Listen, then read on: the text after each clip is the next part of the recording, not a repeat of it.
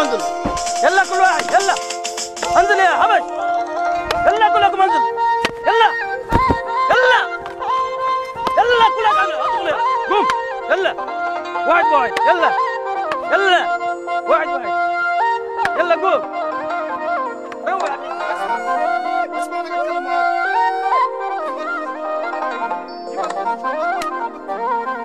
biyya ormaa dhaquun naman dhibuuf galuun nama dhiba biyya ofii yaa gaaddisa garbuu aduun naman argu caamsaa dhuftamoo birraa yaa saawwileentsoo saawwan ogorii caamsaa sin dhufnu birraa in dhufnu kaloo nutti bitanii furdannaan albeedhaan nu fixanii jedhe Hacaaluu Hundeessaa yeroo wallee isaa wallisu wallee isaa hunda keessatti wanta irraa barannutu jira walaloo fi yadaloon Hacaaluu Hundeessaa dhiiseef nuuf dabre hundi isaa tokkoon tokkotti sararri mataan isaa dhaamsa addaati qaba anis achirraa waa hedduun baradhe waa malee miti dubbii Hacaaluutiin kan eegale dhaamsa addaan isiniif qaba hanga xumura sagantaa kiyyaatti na hordofaa isiniin jedha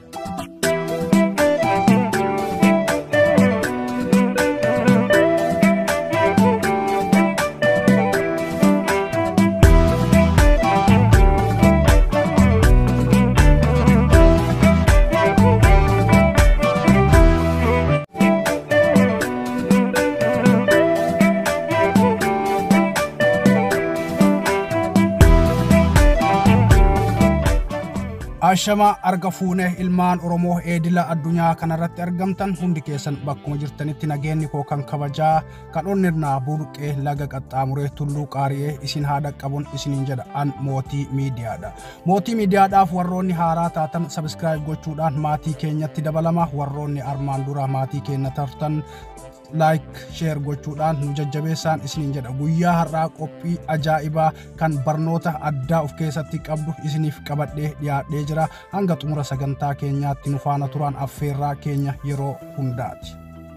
Viidiyoolee gaggabaabaa hedduu onnee namaa tuqan kan barnoota addaa irraa argattan ilmaan Oromoodhaa kan baqattanii biyyoota garagaraa keessa jirtan keessa tarii kan keessa dabartan warroonni ammoo biyya jirtan ijoolleen Oromoodhaa kan yeroo ammaa kana baqachuudhaaf yaalii godhaa jirtan barnoota addaa isiniif qaba jedhee wanta yaadeef viidiyoo kana isiniif qabadhee dhiyaadhee jira viidiyoolee kana jidduudhaan isiniif seensisa hanga xumura sagantaa kiyyaatti na faana turaan ammas affeerraa koo yeroo hundaati egaa biyya ba'uun naman dhibuuf galuutu nama dhiba akkuma Hacaaluun jedhe yeroo hedduu ijoolleen keenya nuti hundi keenya warri baqannee biyya ormaa keessa jirru biyya ba'uun hedduu nutti salphateeti mul'ata haa ta'u malee yeroo biyya baanu akkamitti biyya baana maaliif biyya baana yeroo biyya baane maaltu nu mudata akkamitti namni nu ilaala wanta jedhu sammuu keenya keessatti imbocamu yeroo hedduu kan biyya baanu biyya guddatan biyyoota gurguddatan deemnee mallaqa dalagannee mallaqa saniin biyya keenyatti bu'aa garagaraa buufachuuf yookaan nigdii garagaraa yookaan daldala garagaraa keessa seenuudhaaf yookaan ammoo akka namoota gugurdaa tujaarota biraatti tujaara taanee argamuudhaaf sammuu keenya keessatti bocamee nutti mul'ata garuu warri namoonni hedduu parsantiidhaan muraasa ta'an qofatu rakkoo karaa kanarratti isaan mudatu malu wanta isaan ta'uu danda'an tarii duutis jiraachuu akka malu kan hubatu namoota muraasa jechuudha irra hedduun keenya yeroo biyya baanu jireenyi biyya ormaa rakkinna akka qabu gadadoo akka qabu beelli akka jiru dheebuun akka jiru rakkinni hanga du'aatitti akka jiru sammuu keenya keessatti hin mul'atu garuu yeroo tokko kan yaannu maa'inni mallaqa biyyaa ittiin baanee bakka yaanne san geennu qabna ka jedhu duwwatu sammuu keenya keessatti bocama keessattuu ijoolleen keenya warri nama biyya alaatii qaban ijoollee shamarranii obbolaawwan biyyoota arabaa adda addaa keessaa qaban jararratti hirkachuudhaan biyya fedhe yoo ga'ee itti bilbiladhaa miskooletti godhaa naaf deebisanii mallaqa naaf erganii osoo rakkanne biyya san ga'a jechuu qofa sammuu isaaniitti mul'ata malee rakkoowwan gadadoo fi shira karaa kanarratti namni namarratti xaxu rakkinna guddaa jiru saharaa yookaan deezertii dheebuu fi beela karaa kanarratti jiru ummanni nuti dhaynee harka itti kennannu kun ammoo rakkoo akkamii nurraan gayu wanta jedhu sammuu keenya keessatti bocnee ilaallee hin beeknu. Me video gabaabduu takkan jidduu isinii buusaa video kana ilaallee walitti deebina amma sanga xumura sagantaa kiyyaatti na faana turaan isiniin jedha gara videotti isin dabala.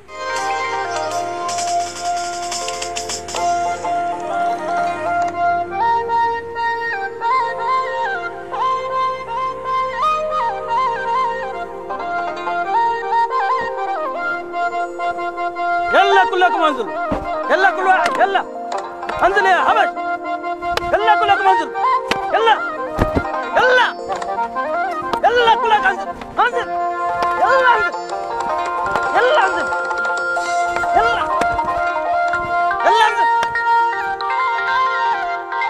يلا انزل كل واحد يلا طلع الصف يلا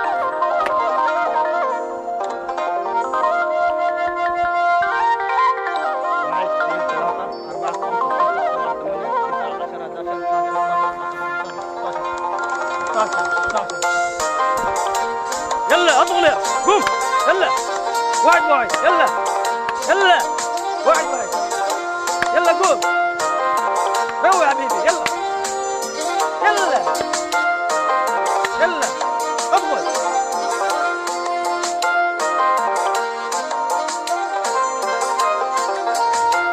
akkuma argitan kanatti yeroo ilma namaa akka looniititti waritti raranii fe'anii iddoo fedhanitti buusanii iddoo fe'anitti gannaqanii mataa keessa laakkaa'uudhaaf mataa keessa tumaa akka looniitti kabaja irraa fuudhanii itti taphatan argaati jirtu. Kun Saharaa Liibiyaatti yeroo Suudaan irraa gara Liibiyaa namni gara Awurooppaa yaa'uudhaaf deemudha.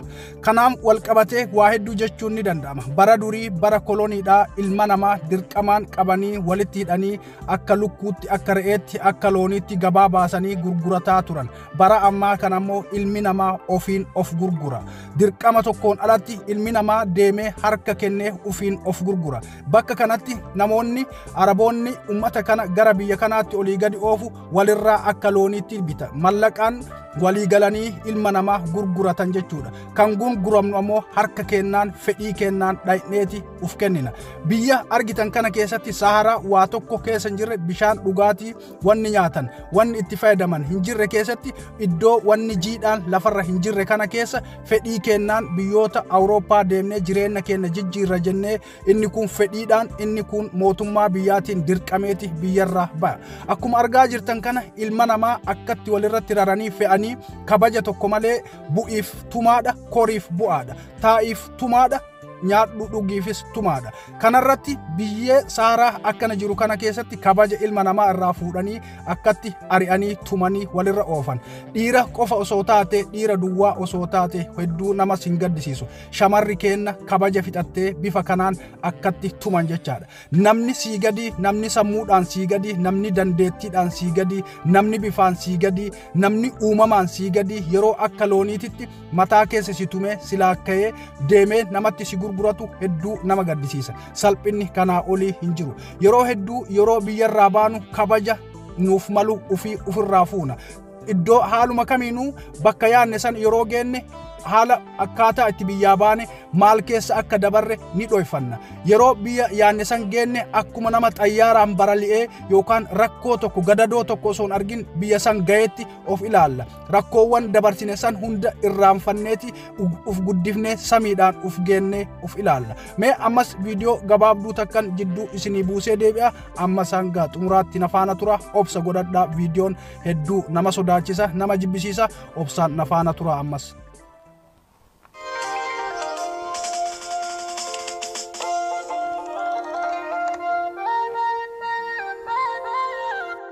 سلام زحوي وكعمو بدح المصها كفل